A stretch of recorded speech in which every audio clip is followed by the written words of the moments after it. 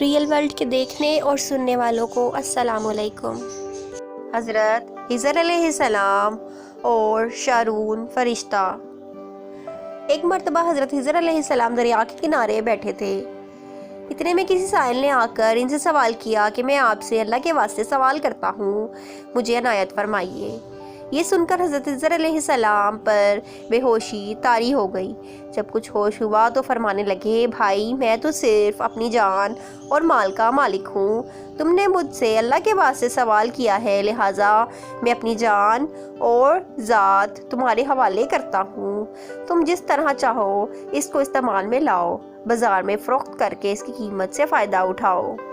چنانچہ سائل ان کو بازار لے گیا اور ایک شخص سائمہ کے ہاتھوں ان کو فروخت کر دیا۔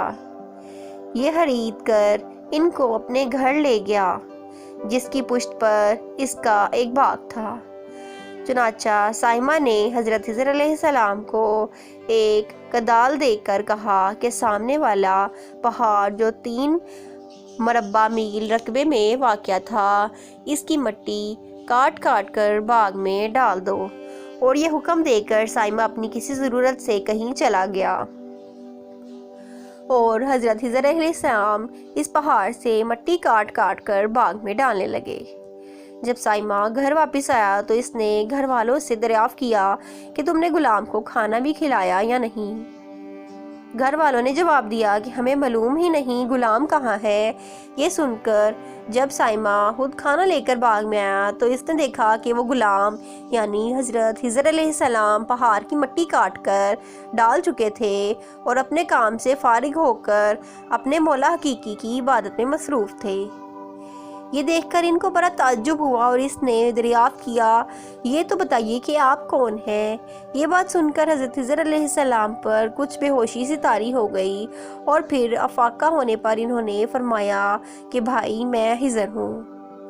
جس کو سن کر سائمہ کے ہوش اڑ گئے کہ تو نے یہ کیا کیا، ان کو غلام بنا کر ایسے کام پر لگایا، یہ تو انتہائی گستاخی ہے۔ پھر یہ سوچنے کے بعد سائمہ نے توبہ کی اور پروردگار سے عذر خواہی کے ساتھ حضرت خضر علیہ السلام کو آزاد کر دیا اور اللہ کی بارگاہ میں عرض کیا کہ اے رب العالمین، مجھ سے اس کا مواخذہ نہ لیجیے گا کیونکہ میں ان کو جانتا نہیں تھا۔ اس کے بعد حضرت خضر علیہ السلام نے دعا فرمائی اور سجدہ شکر بجا لائے کہ اے میرے پروردگار، میں تیرے ہی حق میں غلام بنا اور تیرے ہی حق میں آزاد ہوا، اس پر تیرا شکر گزار ہوں۔ بعد ازاں واپسی کی اجازت دے کر جب دریا پر آئے تو دیکھا ایک شخص کھڑا دعا مانگ رہا ہے، اے میرے رب، حضرت خضر علیہ السلام کو غلامی سے رہائی عطا فرما دے، ان کی توبہ قبول فرما لے۔ حضرت خضر علیہ السلام نے یہ دیکھ کر اس شخص سے دریافت کیا کہ آخر تو کون ہے؟ تو اس شخص نے بتایا کہ میں تو شازون ہوں، آپ کون ہیں؟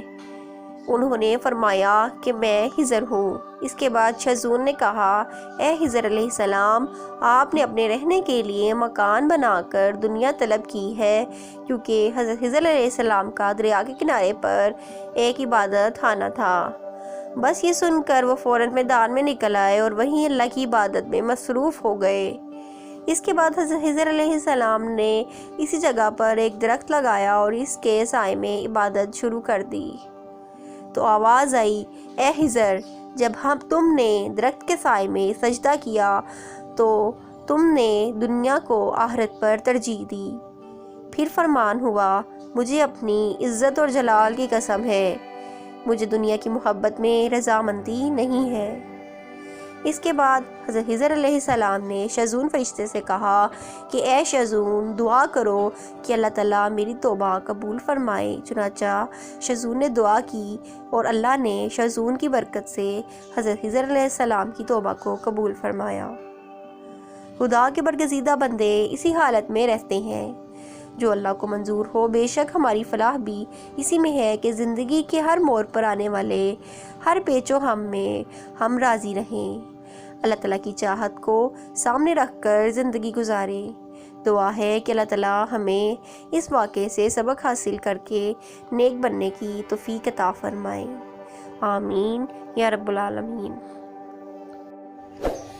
ایسی مزید ویڈیوز کے لیے ہمارے چینل کو سبسکرائب کریں اور بیل آئیکن کو کلک کرنا مت بھولیں۔ جزاک اللہ خیر۔